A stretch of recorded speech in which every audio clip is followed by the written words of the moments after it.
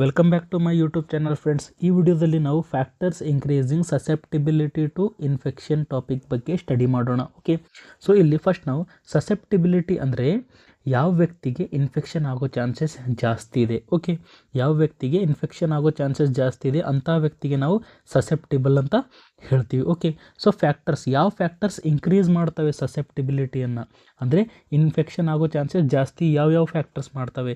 ಅವನಿಗೆ blood sugar level ಜಾಸ್ತಿ ಇರ್ಬೋದು, ಡಯಾಬಿಟೀಸ್ ಜಾಸ್ತಿ ಇರ್ಬೋದು. ಓಕೆ, ಅಥವಾ ಅವನಿಗೆ ಹಾರ್ಟ್ ಡಿಸೀಸ್ ಇರ್ಬೋದು, ಅವ್ನ ಇಮ್ಯುನಿಟಿ ವೀಕ್ ಇರ್ಬೋದು. ಇವೆಲ್ಲ ಇದರೊಳಗಡೆ ಬರ್ತವೆ.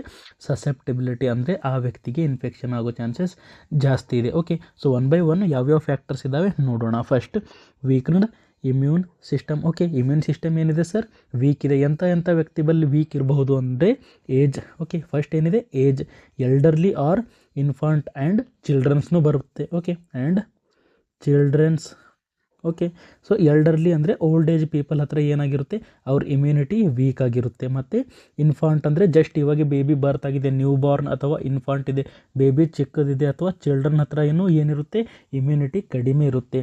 ಮತ್ತು who are having chronic diseases. Okay, chronic diseases ಅಂದರೆ ಜಾಸ್ತಿ ದಿವಸ ಇರುತ್ತೆ, 1 ವರ್ಷ 2 ವರ್ಷ 3 ವರ್ಷ ಅಥವಾ ಲೈಫ್ ಲಾಂಗ್ ಡಿಸೀಸಸ್ ಇರ್ಬೋದು. Example diabetes.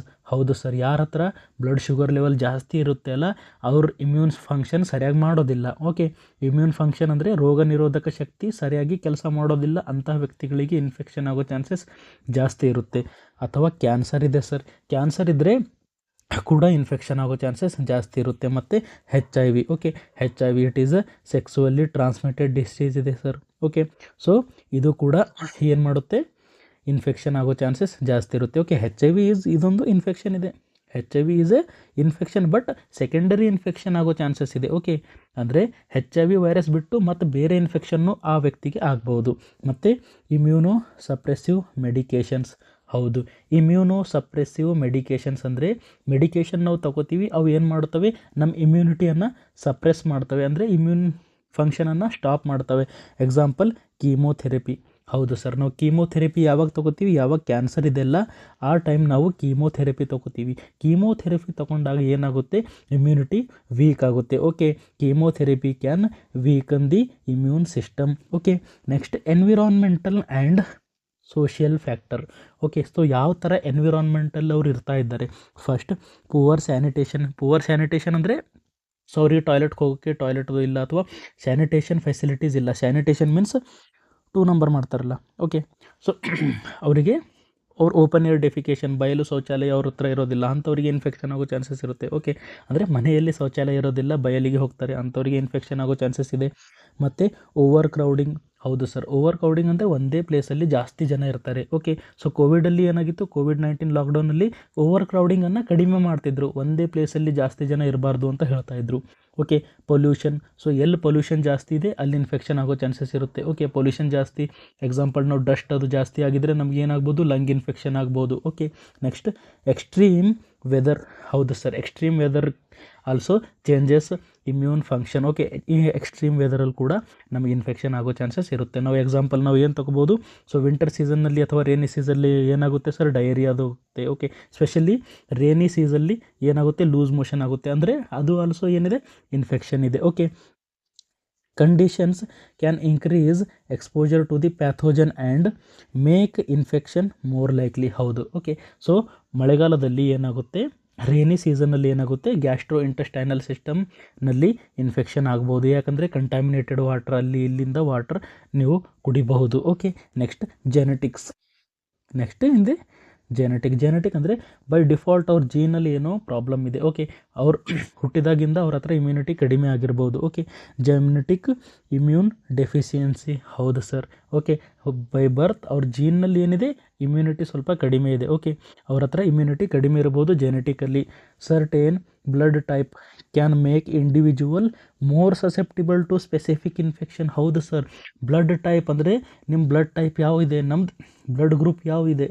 ಓಕೆ, ಯಾವ ಬ್ಲಡ್ ಗ್ರೂಪ್ ಇದೆ ಅದರಿಂದ ಕೂಡ ಇನ್ಫೆಕ್ಷನ್ ಏನಾಗ್ಬೋದು, ಆಗೋ ಚಾನ್ಸಸ್ ಇರುತ್ತೆ. ಓಕೆ, ಯಾವ ಬ್ಲಡ್ ಗ್ರೂಪ್ ಇದೆ ಸರ್, ಅದು ಇನ್ಫೆಕ್ಷನ್ ಅವರಿಗೆ ಜಾಸ್ತಿ ಆಗೋ ಸಾಧ್ಯತೆ ಇದೆ ಅಂದರೆ ಓ ಗ್ರೂಪ್. ಓಕೆ, ಗ್ರೂಪ್ ಓದಲ್ಲಿ ಯಾವ್ಯಾವ ಬರ್ತಾವೆಲ್ಲ group. Okay, O positive or negative ಆಗಿರ್ಬೋದು, ಅಂಥ ವ್ಯಕ್ತಿಗಳಿಗೆ ಇನ್ಫೆಕ್ಷನ್ ಆಗೋ ಚಾನ್ಸಸ್ ಜಾಸ್ತಿ ಇದೆ ಕಂಪೇರ್ ಮಾಡಿದರೆ ಬೇರೆ ಗ್ರೂಪ್ಗಳಿಂದ. ಓಕೆ, ಓ ಬ್ಲಡ್ ಗ್ರೂಪ್ ಯಾರಿಗೆ ಇದೆಲ್ಲ ಅವರಿಗೆ ಇನ್ಫೆಕ್ಷನ್ ಆಗೋ ಚಾನ್ಸಸ್ ಜಾಸ್ತಿ ಇದೆ. Next life style and behavioural factors. Okay, life ಸ್ಟೈಲಲ್ಲಿ ನಾವು ನೋಡಿದಾಗ ಪುವರ್ ಹೈಜೀನ್.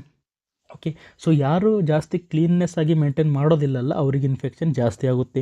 ಯಾರು ಸ್ಮೋಕಿಂಗ್ ಮಾಡ್ತಾರೆ ಅವ್ರಿಗೆ ಕೂಡ ಆಗುತ್ತೆ. Excessive alcohol consumption. ಹೌದು ಸರ್, ಜಾಸ್ತಿ ಆಲ್ಕೋಹಾಲ್ ಕುಡಿತಾರೆ, ಸೊ ಅವ್ರ ಲಿವರ್ ಫಂಕ್ಷನ್ ಕರೆಕ್ಟ್ ಮಾಡೋದಿಲ್ಲ, ಅವ್ರ ಇಮ್ಯೂನ್ ಫಂಕ್ಷನ್ ಕರೆಕ್ಟ್ ಮಾಡೋದಿಲ್ಲ. Next drug use. ಹೌದು ಸರ್, ಏನು ಮಾಡ್ತಾ ಇದ್ದಾರೆ ಅವರು? ಡ್ರಗ್ ಅದೆಲ್ಲ ಯೂಸ್ ಮಾಡ್ತಾ ಇದ್ದಾರೆ. ಓಕೆ, ಸೊ ಡ್ರಗ್ ಅದೆಲ್ಲ ಯೂಸ್ ಮಾಡಿದ್ರೆ ಏನಾಗುತ್ತೆ? HIV ಅವೆಲ್ಲ ಬರಬಹುದು. Next lack of a sleep. ಹೌದು ಸರ್, ಲ್ಯಾಕ್ ಆಫ್ ಸ್ಲೀಪ್ ಅಂದರೆ ಸೊ ನೀವು ಡೈಲಿ ಏನು ಮಾಡ್ತಾ ಇಲ್ಲ, ಸರಿಯಾಗಿ ನಿದ್ದೆ ಮಾಡಲಿಲ್ಲ ಅಂದರೂ ಕೂಡ ನಿಮ್ಮ ಇಮ್ಯೂನ್ ಫಂಕ್ಷನ್ ಏನಾಗುತ್ತೆ, ನಿಮ್ಮ ಇಮ್ಯೂನ್ ಸಿಸ್ಟಮ್ ಫಂಕ್ಷನ್ ಏನು ಮಾಡುತ್ತೆ, ಇಲ್ಲಿ ಸರಿಯಾಗಿ ಕೆಲಸ ಮಾಡೋದಿಲ್ಲ, ನಿಮಗೆ ಇನ್ಫೆಕ್ಷನ್ ಆಗೋ ಚಾನ್ಸಸ್ ಜಾಸ್ತಿ ಇರುತ್ತೆ. Okay, next health condition and medical procedures. So ಯಾವ್ಯಾವ ಹೆಲ್ತ್ ಕಂಡೀಷನ್ ಇದೆ ಅದರಲ್ಲಿ ನಮಗೆ ಇನ್ಫೆಕ್ಷನ್ ಆಗೋ ಚಾನ್ಸಸ್ ಜಾಸ್ತಿ ಇದೆ ಅಂದರೆ conditions like respiratory diseases. So ಯಾರಿಗೆ ರೆಸ್ಪಿರೇಟರಿ ಡಿಸೀಸಸ್ ಇದೆ ಅಲ್ಲ ಅವರಿಗೆ ಇನ್ಫೆಕ್ಷನ್ ಆಗೋ ಚಾನ್ಸಸ್ ಇದೆ. ಯಾರಿಗೆ ಒಬೆಸಿಟಿ ಇದೆ ಅಲ್ಲ, ಜಾಸ್ತಿ ದಪ್ಪ ಇದ್ದಾರಲ್ಲ ಅವರಿಗೆ ಇನ್ಫೆಕ್ಷನ್ ಆಗೋ ಚಾನ್ಸಸ್ ಇದೆ. ಯಾರಿಗೆ ಹರ್ಟ್ ಡಿಸೀಸಸ್ ಇರ್ತವೆ ಅಲ್ಲ ಅವ್ರ ಇಮ್ಯುನಿಟಿ ಕಡಿಮೆ ಇರುತ್ತೆ, ಅವರಿಗೆ ಇನ್ಫೆಕ್ಷನ್ ಆಗೋ ಚಾನ್ಸಸ್ ಇರುತ್ತೆ. Along with the surgeries or invasive medical procedure. ಹೌದು ಸರ್, ಓಕೆ, ಸೊ ಯಾವುದೇ ವ್ಯಕ್ತಿಯನ್ನು ನಾವು ಏನು ಮಾಡ್ತಾ ಇದ್ದೀವಿ, ಸರ್ಜರಿ ಮಾಡೋ ಟೈಮ್ ಅವರಿಗೆ ಇನ್ಫೆಕ್ಷನ್ ಆಗೋ ಚಾನ್ಸಸ್ ಇದೆ. ಅದಕ್ಕೋಸ್ಕರ ಸರ್ಜರಿ ಆಗಿದ ಮೇಲೆ ಅವರಿಗೆ ಇನ್ಫೆಕ್ಷನ್ ಇಲ್ಲ ಅಂದರೂ ಕೂಡ ನಾವು ಏನು ಮಾಡ್ತೀವಿ, ಅವರಿಗೆ ಆ್ಯಂಟಿಬಯೋಟಿಕ್ಸ್ ಕೊಡ್ತೀವಿ. ಓಕೆ, ಸರ್ಜರಿ ಮಾಡೋ ಟೈಮ್ ನಾವು ಏನು ಮಾಡ್ತೀವಿ, ಸ್ಕಿನ್ನನ್ನು ಕಟ್ ಮಾಡ್ತೀವಿ. ಏನು ಮಾಡ್ತೀವಿ? ಸ್ಕಿನ್ನನ್ನು ಕಟ್ ಮಾಡ್ತೀವಿ. ಸ್ಕಿನ್ನನ್ನು ನಾವು ಕಟ್ ಮಾಡಿದರೆ ಒಳಗಡೆ ಮೈಕ್ರೋ ಆರ್ಗ್ಯಾನಿಸಮ್ಸ್ ಹೋಗ್ಬೋದಲ್ಲ. ಹೌದು ಸರ್, ಹೋಗ್ಬೋದು. ಅದಕ್ಕೋಸ್ಕರ ಅವ್ರಿಗೆ ಕೂಡ ಇನ್ಫೆಕ್ಷನ್ ಆಗೋ ಚಾನ್ಸಸ್ ಇರುತ್ತೆ. ಓಕೆ, ಇನ್ವೇಸಿವ್ ಪ್ರೊಸೀಜರ್ಸ್ ಅಂದರೆ ಸೊ ನಾವು ಬಾಡಿ ಪಾರ್ಟ್ ಒಳಗಡೆ ಕಟ್ ಮಾಡಿ ಬಾಡಿ ಪಾರ್ಟ್ ಒಳಗಡೆ ಎಂಟ್ರಿ ಮಾಡ್ತಾ ಇದ್ದೀವಿ, ಅದನ್ನು ನಾವು invasive procedure. Okay, surgery is also A invasive procedure. Next nutritional deficiency. ಹೌದು ಸರ್, ನ್ಯೂಟ್ರಿಷನಲ್ ಡೆಫಿಷಿಯನ್ಸ್ ಅಂದರೆ ಅವ್ರ ಹತ್ರ ನ್ಯೂಟ್ರಿಷನ್ನೇ ಇಲ್ಲ, ಅವ್ರ ಹತ್ರ ಊಟ ಅವ್ರು ಸರಿಯಾಗಿ ಮಾಡ್ತಾ ಇಲ್ಲ, ಅವ್ರ ಹತ್ರ ನ್ಯೂಟ್ರಿಷನ್ ಇಲ್ಲ, ಅವ್ರ ಹತ್ರ ನ್ಯೂಟ್ರಿಷನ್ ಕಡಿಮೆ ಇದೆ ಅಂತ ಅಂದ್ಕೊಳ್ಳಿ. ಓಕೆ, ಸೊ ಆವಾಗ ನಿಮಗೆ ಇಮ್ಯುನಿಟಿ ಇರುತ್ತೇನಾ? ಇರೋದಿಲ್ಲ ಸರ್. ಅವ್ರ ಹತ್ರ ನ್ಯೂಟ್ರಿಷನ್ನೇ ಇಲ್ಲ, ಅವ್ರಿಗೆ ಇಮ್ಯುನಿಟಿ ಎಲ್ಲಿಂದ ಬರುತ್ತೆ? ಬರೋದಿಲ್ಲ sir. Okay, next exposure to the pathogens. ಹೌದು sir, exposure to the pathogens ಅಂದರೆ living in areas with endemic diseases. ಹೌದು ಸರ್, ಸೊ ನೀವು ಎಂಥ ಪ್ಲೇಸಲ್ಲಿದ್ದೀರಾ ಅಲ್ಲಿ ಇನ್ಫೆಕ್ಷಿಯಸ್ ಡಿಸೀಸ್ ಜಾಸ್ತಿ ಸ್ಪ್ರೆಡ್ ಆಗ್ತಾ ಇದೆ. ಓಕೆ, ಸೊ ಎಕ್ಸಾಂಪಲ್ ನಾವು ಏನಂತ ಹೇಳ್ಬೋದು, ನಾವು ಕೋವಿಡ್ ಹೇಗಿತ್ತು, ಎಲ್ಲರಿಗೆ ಇನ್ಫೆಕ್ಷನ್ ಆಗೋ ಚಾನ್ಸಸ್ ಇತ್ತು, ಎಲ್ಲ ವ್ಯಕ್ತಿಗಳಿಗೆ ಇನ್ಫೆಕ್ಷನ್ ಆಗೋ ಚಾನ್ಸಸ್ ಇತ್ತು. ಎಲ್ಲಿ ಜಾಸ್ತಿ ಕೋವಿಡ್ ಬಂದಿದೆ ಅಲ್ಲ ಆ ಪ್ಲೇಸಲ್ಲಿ ಜಾಸ್ತಿ ಇನ್ಫೆಕ್ಷನ್ ಆಗೋ ಚಾನ್ಸಸ್ ಇತ್ತು. ಅಂದರೆ exposure to the pathogen is a microorganism that is responsible for disease. Next close contact with the infected individuals. ಹೌದು ಸರ್, ಯಾರು ಜಾಸ್ತಿ ಕ್ಲೋಸ್ ಇದ್ದಾರೆ ಅಲ್ಲ ಇನ್ಫೆಕ್ಟೆಡ್ ಪರ್ಸನ್ ಜೊತೆ ಅವ್ರಿಗೆ ಇನ್ಫೆಕ್ಷನ್ ಆಗೋ ಚಾನ್ಸಸ್ ಇದೆ. ನೆಕ್ಸ್ಟ್ ಎಂಗೇಜಿಂಗ್ ಇನ್ ಅನ್ಪ್ರೊಟೆಕ್ಟೆಡ್ ಸೆಕ್ಸ್. ಹೌದು sir, okay, so one infected person ಇದೆ, ಅವನ ಜೊತೆ ಅನ್ಪ್ರೊಟೆಕ್ಟೆಡ್ ಸೆಕ್ಸ್ ಮಾಡಿದಾಗ ಕೂಡ ಇನ್ಫೆಕ್ಷನ್ ಬರ್ಬೋದು. Okay, next vaccination status. ಹೌದು ಸರ್, ವ್ಯಾಕ್ಸಿನೇಷನ್ ಸ್ಟೇಟಸ್ ಅಂದರೆ ಸೊ ಕೋವಿಡ್ ಬಂದಿತ್ತು. ಓಕೆ, ಸೊ 2 ವರ್ಷದ ಮೊದಲೇ ಏನಾಗಿತ್ತು ಸರ್, ಕೋವಿಡ್ ಬಂದಿತ್ತು. ಕೋವಿಡ್ ಬಂದಾಗ ಏನಾಗಿತ್ತು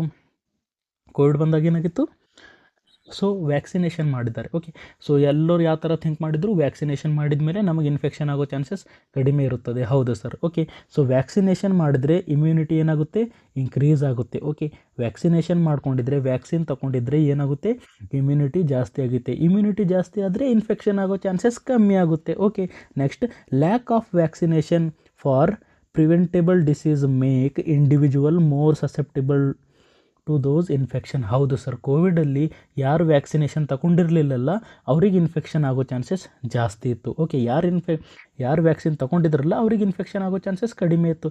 ಬಟ್ ಯಾರು ತಗೊಂಡಿರಲಿಲ್ಲಲ್ಲ ಅವರಿಗೆ ಇನ್ಫೆಕ್ಷನ್ ಆಗೋ ಚಾನ್ಸಸ್ ಇದ್ದಿತ್ತು.